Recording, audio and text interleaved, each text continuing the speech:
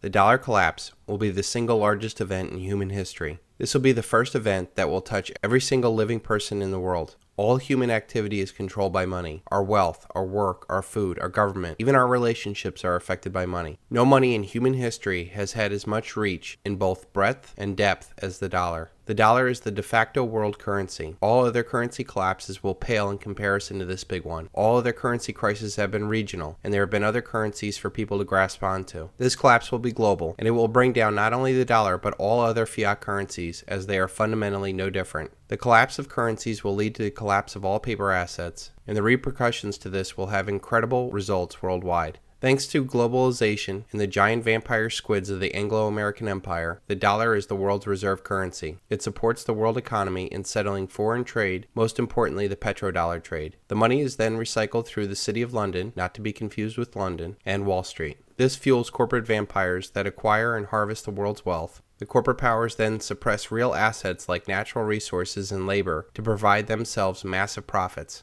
This fascist, statist, collectivist model provides the money into the economy to fund an ever-increasing federal government. The government then grows larger and larger, enriching its minions with jobs to control their fellow citizens. Finally, to come full circle, the government then controls other nations through its military-industrial complex. This cycle will be cut when the mathematically inevitable collapse of the dollar happens. In order for our debt-based money to function, we must increase debt every year in excess of the debt and interest accrued the year before, or we will enter a deflationary death spiral. When debt is created, money is created. When debt is paid off, money is destroyed. There is never enough to pay off the debt because there would not be $1 in existence. We are at a point where we will either default on the debt or create more money in debt to keep this cycle going. The problem is, if you understand anything about compounding interest, we are reaching a hockey stick moment where the more debt that is incurred, the less effective it is, and this leads us to hyperinflation. There are only two actors needed for this hyperinflation: the lender of last resort, the Federal Reserve, and the spender of last resort, the government. These two can and will blow up the entire system.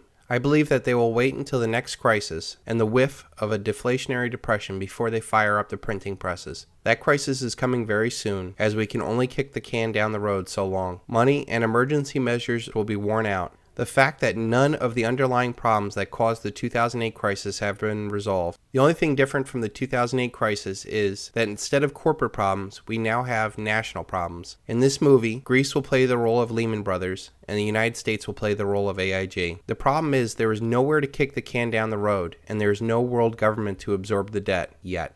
This leads me to the top 5 places not to be when the dollar collapses. Number 1 on this list, I believe, is Israel. This Anglo-American beachhead into the Middle East was first conceived by the most powerful family in the world, the Rothschilds, in 1917. The Balfour Declaration said that there would be a Zionist Israel years before World War II and the eventual establishment of Israel. Israel has not been a good neighbor and has always had the biggest bullies on the block at its back. When the dollar collapses, the United States will have much more on its plate, both domestically and internationally, to worry about this non-strategic piece of land. This will leave Israel very weak at a time when tensions will be high. This very thin strip of desert land will not be able to stand the economic reality of importing its food and fuel, or the political reality of being surrounded by nations that don't care for it. Second on this list, I feel, is Southern California. The land of fruit and nuts turns into battlefield Los Angeles. 20 million people packed into an area that has no food and water is not good, to say the least. Throw on top of it huge wealth disparities and the proximity to a narco state, and this does not bode well. We have seen the riots for Rodney King,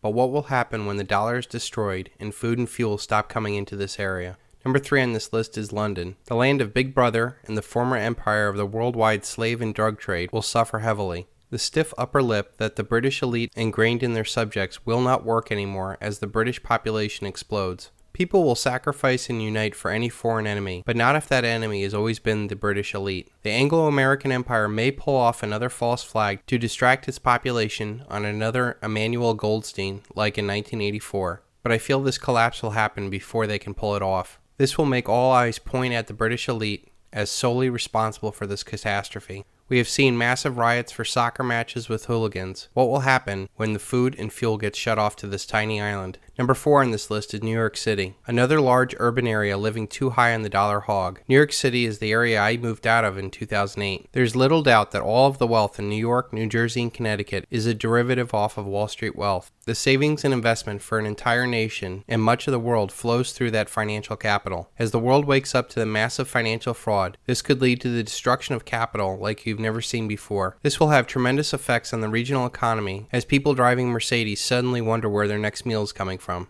The fifth and final place not to be when the dollar collapses is your local metropolitan area. Urban areas in general are a very bad place to be during currency collapses. Too many people packed into tight areas, totally unprepared and dependent upon a dollar paradigm is the last place you want to be when the dollar collapses. You can ignore reality, but you cannot ignore the consequences of ignoring reality. Ayn Rand. To sum it up, those areas that lived highest on the hog in the dollar paradigm will most likely be the worst places to live when the dollar collapses. Most that live in urban areas will probably pass this off as doom and gloom, but rest assured, this dollar collapse is happening. It is a mathematical inevitability. We will not be as fortunate as to muddle through this collapse like we did in 2008 when it was a corporate problem. This time around it is a national or a global problem. The global Ponzi scheme has run out of gas as demographics decline, as abundant cheap oil declines, as our global power declines. This comes at a time when we reach our exponential or collapse phase of our money. The irresistible force paradox says, what happens when an unstoppable force meets an immovable object? We are about to find out when infinite money hits a very finite world.